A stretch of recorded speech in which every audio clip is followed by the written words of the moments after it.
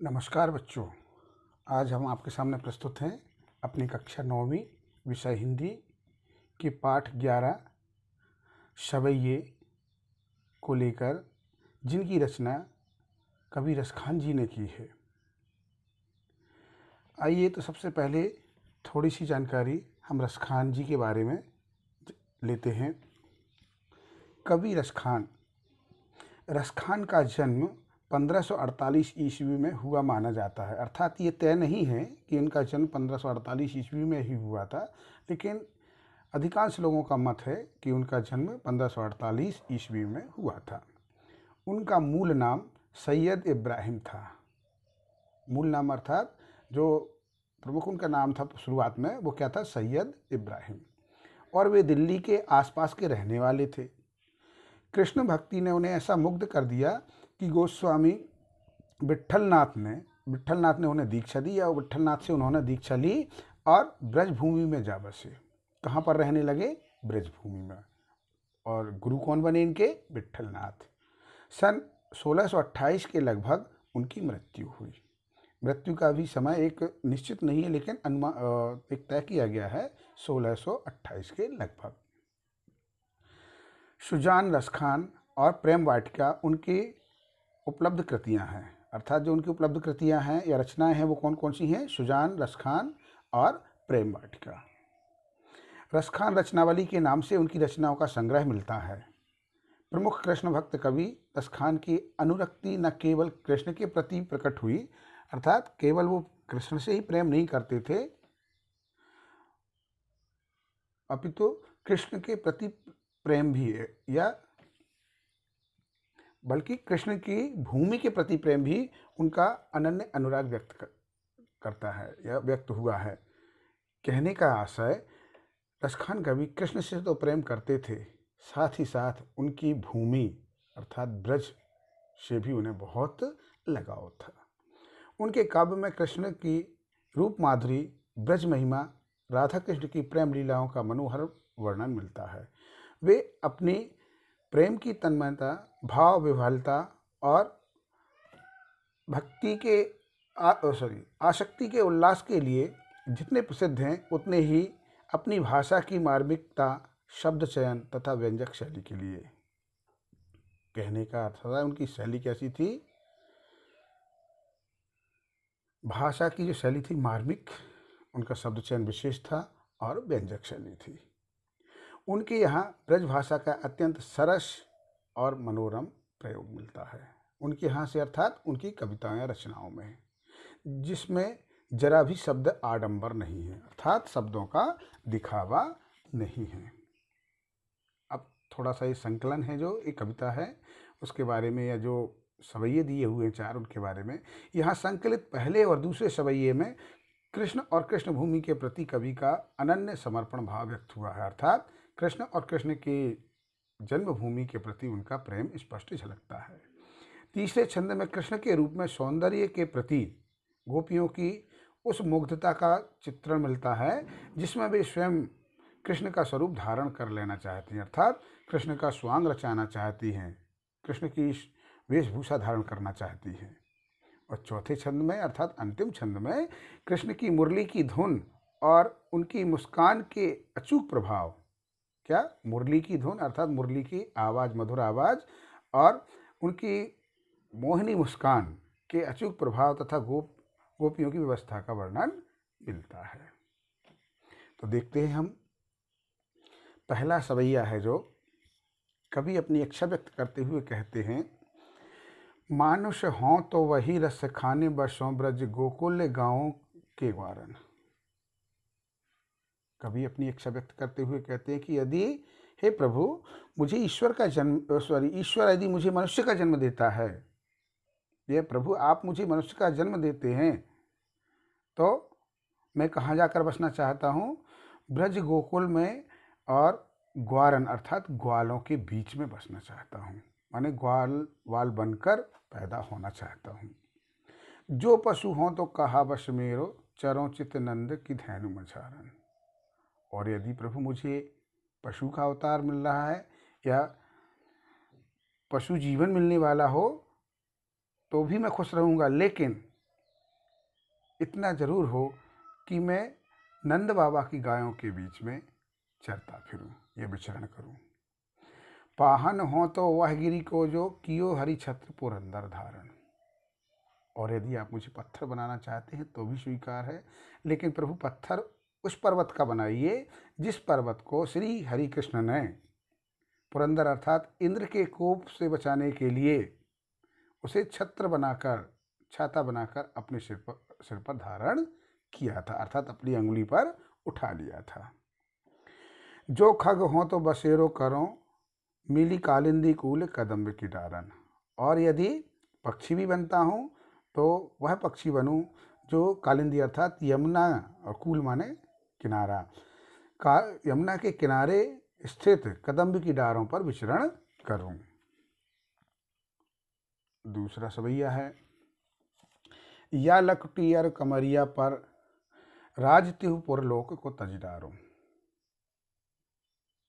कवि रसखान जी कहते हैं कि जो कृष्ण की लकटी अर्थात लाठी और कमरिया है, कंबल है, उस पर मैं तिहुपुर अर्थात तीनों लोकों का राज माने वैभव या जो सुख है तीनों लोकों का, तीनों लोगों का जो सुख है उसको भी मैं तजी डालूं अर्थात छोड़ दूं। किसके लिए? लखुटी और कमरिया के लिए। आठों सिद्धि नवनिधि के सुख नंद की गाय चराए विचारों। और 8 सिद्धि और 9 निधि का जो सुख, अपार सुख मिलता है, अपार आनंद मिलता है, शायद इससे बड़ा दुनिया में कोई और सुख और आनंद नहीं है। तो इस आनंद और सुख को भी मैं भूल जाऊंगा अगर मुझे नंद बाबा की गायें चराने मिल जाएं। रसखान कबों इन आखिन सो ब्रज के वन बाग तड़ाग निहारो। आगे और कहते हैं रसखान जी कि न जाने कब मैं अपने इन नैनों से, नेत्रों से, इन आँखों से ब्रज के वन, उपवन, बाग उपवन और तड़ाग माने सरोवर या तालाब कब देख पाऊंगा, अर्थात ये मुझे सौभाग्य कब मिलेगा कि मैं अपने स्वयं के नेत्रों से ब्रज के वन, उपवन और वहाँ के सरोवरों को निहारूंगा, उनका अवलोकन करूंगा। कौटिक एक कल धौत के धाम, कौटिक करोड़ों, ए माने ये सब, कल धौत सोने से बने हुए, मढ़े हुए, के धाम अर्थात सोने से बड़े हुए धाम या महल। करील के कुंजन ऊपर बारों। करील एक कटीली झाड़ी होती है, कटीला पौधा होता है, तो उनके जो पेड़ हैं, कुंजन माने वन, कटीले पौधों के जो वन हैं, एक झाड़ियों के जो वन हैं, उनके ऊपर मैं किसको बार दूं? करोड़ों सोने से बने हुए महलों को। अर्थात मेरे लिए करील के कुंजन के सामने या कटीले उन झाड़ियों के वनों के सामने सोने से जड़े हुए महल कोई काम के नहीं है, मैं उनको महत्ता नहीं देता हूँ।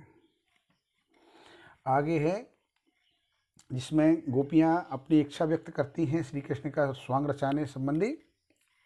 मोर पखा सिर ऊपर राखे हों। गोपियाँ कहती हैं मैं अपने सिर पर मोर पखा रखूँगी, सिर के ऊपर राखे हों रखूँगी या सजाऊँगी। गुंज की माल गले पहनूंगी। गुंज एक जंगल में उगने वाला एक फल होता है छोटा सा, जिससे माला भी बनाई जाती है। तो गुंज की माल गले पहनूंगी, गले माने गले में, पहरूंगी माने पहनूंगी। ओढ़ पितंबर की लकुटी बन, ओढ़ पितंबर लय लकुटी बन, और पीला वस्त्र ओढ़ कर या पहनकर और लाठी लेकर वन गोधन ग्वारिन संग फिरूंगी। वन गोधन, वन में गोधन अर्थात गायों और ग्वालों के साथ फिरूंगी अर्थात घूमूंगी। भव तो वो ही मेरो रस खानी सो, भाव तो वो ही मेरो रस खानी सो, तेरे कहे सब स्वांग करूंगी। और जो वह रस की खान अर्थात श्री हरि कृष्ण हैं, वो मुझे बहुत भाते हैं, वो मुझे बहुत प्रिय लगते हैं, सो उनके कहने पर मैं सारे स्वांग करूंगी। तेरे माने तुम्हारे, प्रभु मैं तुम्हारे सारे स्वांग करूंगी, सारे वेशभूषा पहनूंगी। या मुरलीधर, या मुरलीधर की अधराना धरी अधरानधर होंगे। अर्थात ये जो कृष्ण की मुरली है जो अपने अधरों पर रखते हैं, बजाते हैं, मैंने उस मुरली को कभी अपने ओंठों, अधर माने ओंठों पर नहीं रखा है और ना ही रखूंगी।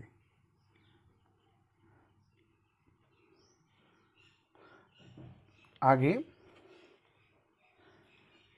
काननी दे अंगुरी रहिबो, जब ही मुरली धुन मंद बजई है, मोहनी तानन सो रस खानी, अटा चढ़ी गोधन, गई है तो गई है। तो कृष्ण की वंशी धुन से मोहित एक गोपी कह रही है कि हे सखियो या हे सखी, जब कृष्ण धीमे धीमे मधुर स्वर में वंशी बजाएंगे तो मैं अपने कानों में उंगली दे लूँगी, अर्थात उंगली डाल लूँगी ताकि वह मुरली की धुन कानों तक ना पहुँचे और उस मुरली का जादू हमारे ऊपर ना चले। मोहनी तानन सो रस खानी, अटा चढ़ी गोधन, गई हैं तो गई हैं।